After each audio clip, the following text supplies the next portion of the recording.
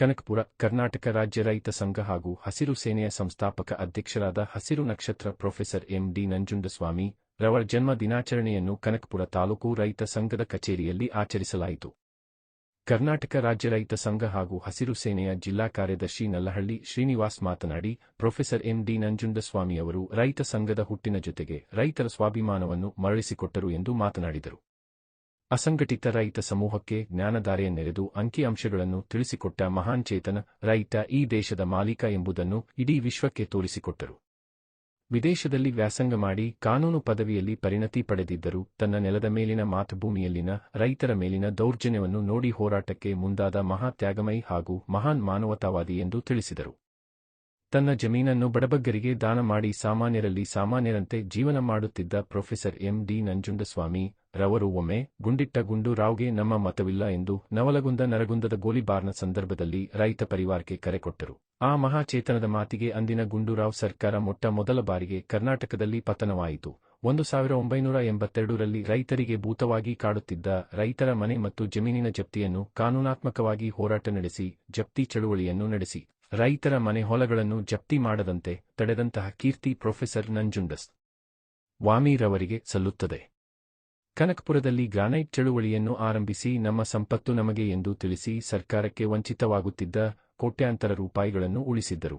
ನೀರಾ ಚಳುವಳಿ, ಬಾರುಗೋಲು ಚಳುವಳಿ, ಅಂತಾರಾಷ್ಟ್ರೀಯ ಕಂಪನಿಗಳ ವಿರುದ್ಧ ನಡೆಸಿದ ಚಳುವಳಿ, ಜಾತಿ ಪದ್ಧತಿ ನಿರ್ಮೂಲನೆಗೆ ಮಾಡಿದ ಚಳುವಳಿಗಳು, ಕಬ್ಬು ಬೆಳೆಗಾರರ ಚಳುವಳಿ, ಇಂತಹ ಅನೇಕ ಚಳುವಳಿಗಳ ಮೂಲಕ ರೈತ ಕುಲವನ್ನು ಕರ್ನಾಟಕ ರಾಜ್ಯವನ್ನು ಉಳಿಸುವ ನಿಟ್ಟಿನಲ್ಲಿ ಮಹತ್ವದ ಪಾತ್ರವನ್ನು ವಹಿಸಿದ್ದರು.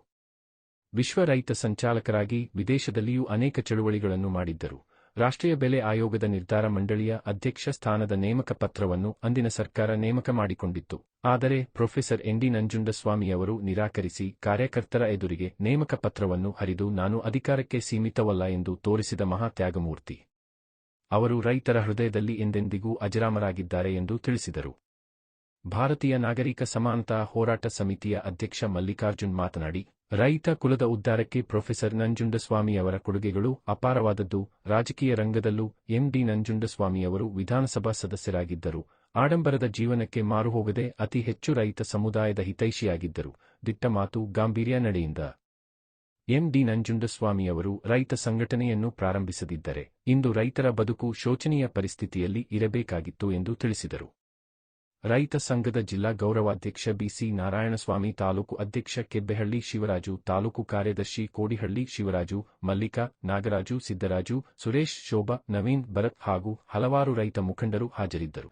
ರೈತ ಸಂಘದ ಸಂಸ್ಥಾಪಕರು ಮತ್ತು ಕರ್ನಾಟಕ ರಾಜ್ಯದಲ್ಲಿ ರೈತರ ಒಂದು ಆತ್ಮಬಲಕ್ಕೆ ಶಕ್ತಿಯನ್ನ ತುಂಬಿದಂತವರು, ರೈತರ ಆತ್ಮಗೌರವಕ್ಕೆ, ಅನ್ನದಾತನಿಗೆ ಒಂದು ಆತ್ಮಗೌರವವನ್ನು ತಂದುಕೊಟ್ಟಂತ ಪ್ರೊಫೆಸರ್ ನಂಜುಂಡಸ್ವಾಮಿಯವರ ಜನ್ಮದಿನಾಚರಣೆ ಕಾರ್ಯಕ್ರಮವನ್ನ ಕನಕಪುರದ ರೈತ ಸಂಘಟನೆಗಳು ಮತ್ತು ವಿವಿಧ ಸಂಘಟನೆಗಳು ಎಲ್ಲರೂ ಸೇರಿ, ದಲಿತ ಪರ ಸಂಘಟನೆಗಳು, ವಿವಿಧ ಸಂಘಟನೆಗಳು ಎಲ್ಲರೂ ಸೇರಿ ಇವತ್ತು ಈ ಒಂದು ಕಾರ್ಯಕ್ರಮವನ್ನ ಆಚರಣೆ ಮಾಡ್ತಾ ಇದ್ದಾರೆ.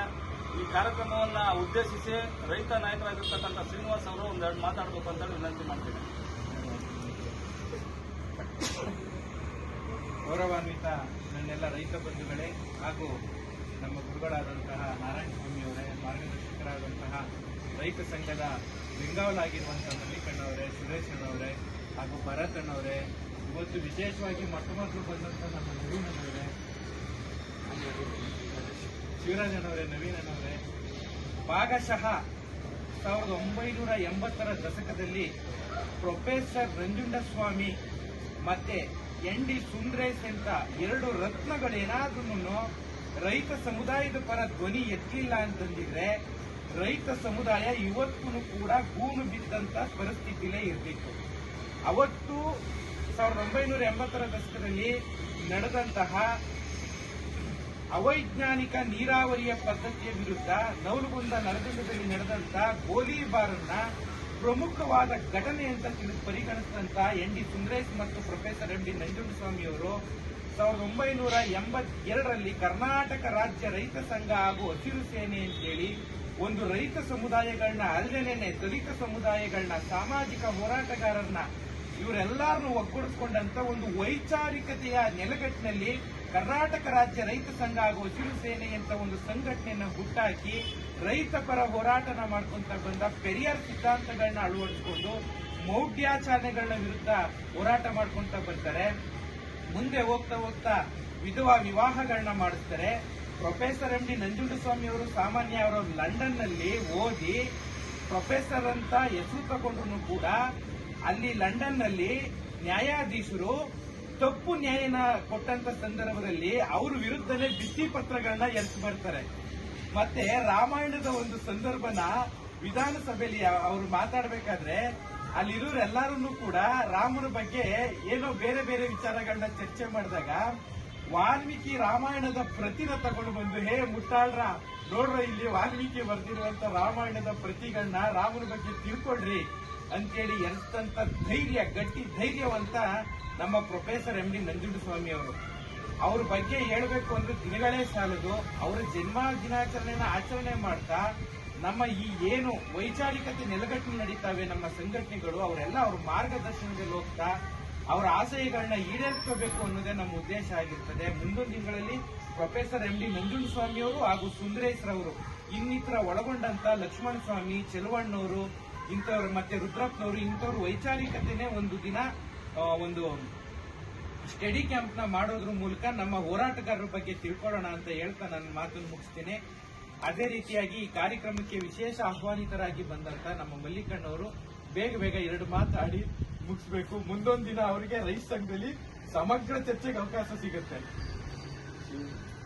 ಈ ಒಂದು ರೈತ ನಾಯಕರಾಗಿರ್ತಕ್ಕಂಥ ಪ್ರೊಫೆಸರ್ ಎಂ ಡಿ ನಂಜುಂಡಸ್ವಾಮಿರವರ ಒಂದು ಜನ್ಮದಿನಾಚರಣೆ ಕಾರ್ಯಕ್ರಮದಲ್ಲಿ ರೈತ ಸಂಘಕ್ಕೆ ಒಂದು ಪುನಶ್ಚೇತನ ಕೊಡುವಂತ ಒಂದು ಕಾರ್ಯಕ್ರಮವನ್ನು ಆರ್ಗನೈಸ್ ಮಾಡತಕ್ಕಂಥ ಕಣಂಪುರ ತಾಲೂಕಿನ ಎಲ್ಲ ರೈತ ನಾಯಕರೇ, ನಾರಾಯಣ ಸ್ವಾಮಣ್ಣವರೇ, ಶಿವರಾಜಣ್ಣವರೇ ಮತ್ತು ಮಲ್ಲಿಕಾರ್ಜುನ್ ಅವರೇ ಹಾಗೂ ಈ ಕಾರ್ಯಕ್ರಮದಲ್ಲಿ ವಿಶೇಷವಾದ ಆಹ್ವಾನಿತರಾಗಿರ್ತಕ್ಕಂಥ ಭರತ್ ಅವರೇ, ಸುರೇಶ್ ಅವರೇ, ನವೀನ್ ಅವರೇ, ಶಿವರಾಜ್ ಅವರೇ ಮತ್ತು ಎಲ್ಲ ರೈತ ಪರ ಸಂಘಟನೆಗಳ ನನ್ನೆಲ್ಲ ಆತ್ಮೀಯ ಅಣ್ಣ ತಮ್ಮಂದಿರೇ, ಇದು ರೈತ ನಾಯಕರಾಗಿರ್ತಕ್ಕಂಥ ಪ್ರೊಫೆಸರ್ ಎಂ ಡಿ ನಂಜುಂಡಸ್ವಾಮಿ ಅವರ ಬಗ್ಗೆ ಈಗ ಹಲವಾರು ವಿಚಾರಗಳನ್ನ ನಮ್ಮ ಶ್ರೀನಿವಾಸ್ ಅವರು ಮಾತಾಡಿದ್ದಾರೆ. ಒಂದು ವೇಳೆ ಕರ್ನಾಟಕ ರಾಜ್ಯದಲ್ಲಿ ಒಂದು ಹೋರಾಟದ ನೆಲೆಗಟ್ಟನ್ನ, ಒಂದು ಹೋರಾಟಗಾರರ ಬೌದ್ಧಿಕ ವಲಯವನ್ನ ವಿಸ್ತಾರ ಮಾಡುವಂತ ನಿಟ್ಟಿನಲ್ಲಿ ಏನಾದ್ರೂ ಒಂದಷ್ಟು ಮೊಳಕೆ ಹೊಡೆದಿದೆ, ಒಂದು ಬೀಜ, ಈ ಹೋರಾಟದ ಬೀಜ ಈ ನೆಲದಲ್ಲಿ ಒಂದು ಮೊಳಕೆ ಹೊಡೆದಿದೆ ಅಂತಂದ್ರೆ ಅದನ್ನ ನೆಟ್ಟಿದ್ದಾರೆ ಅಂತಂದ್ರೆ ಅದಕ್ಕೆ ಮುಖ್ಯವಾದಂತ ಕಾರಣ ಪ್ರೊಫೆಸರ್ ಎಂ ಡಿ ನಂಜುಂಡಸ್ವಾಮಿ ಅವರು. ಅವರೇನಾದ್ರೂ ಈ ನೆಲದಲ್ಲಿ ಹುಟ್ಟಿಲ್ಲ ಅಂತಂದಿದ್ರೆ, ಇವತ್ತು ರೈತ ಸಂಘಟನೆಯನ್ನ ಕಟ್ಟಿಲ್ಲ ಅಂತಂದಿದ್ರೆ, ಈ ಭ್ರಷ್ಟಾಚಾರಕ್ಕೆ ಇರಬಹುದು ಅಥವಾ ಕೂಲಿ ಮಾಡ್ತಕ್ಕಂತ ಹೊಲಗದ್ದೆಗಳಲ್ಲಿ ಕೆಲಸ ಮಾಡ್ತಕ್ಕಂಥ ಒಬ್ಬ ರೈತ ಹೊರಗಡೆ ಬಂದು ತನ್ನ ಹಕ್ಕನ್ನ ಕೇಳಲಿಕ್ಕೆ ಪ್ರತಿಪಾದನೆ ಮಾಡಿದಂತವರು, ಅದಕ್ಕೊಂದು ಧೈರ್ಯವನ್ನ, ಅದಕ್ಕೊಂದು ಆತ್ಮಬಲವನ್ನ, ಅದಕ್ಕೊಂದು ಒಂದು ನರನಾಡಿಗಳೊಳಗಡೆ ಒಂದು ಶಕ್ತಿ ಚೈತನ್ಯವನ್ನ ತುಂಬಿದಂತ ಒಬ್ಬ ಮಹಾತ್ಮ ಯಾರಾದ್ರೂ ಇದ್ದಾರೆ ಅಂತಂದ್ರೆ ಅವರು ಪ್ರೊಫೆಸರ್ ಎಂ ಡಿ ನಂಜುಂಡಸ್ವಾಮಿ ಅವರು. ಅವರೇನು ಬಹಳ ದೊಡ್ಡ ಅಗರ್ಭ ಶ್ರೀಮಂತರ ಮನೆಯಿಂದ ಬಂದಿರತಕ್ಕಂಥವ್ರು ಏನಲ್ಲ. ಆಮೇಲೆ ಅವರೇನು ದೊಡ್ಡ ಬಿಸ್ನೆಸ್ ಮನ್, ಬಂಡವಾಳಶಾಹಿಗಳು ಅಥವಾ ದೊಡ್ಡ ರಾಜಕಾರಣಿ ಏನೂ ಅಲ್ಲ.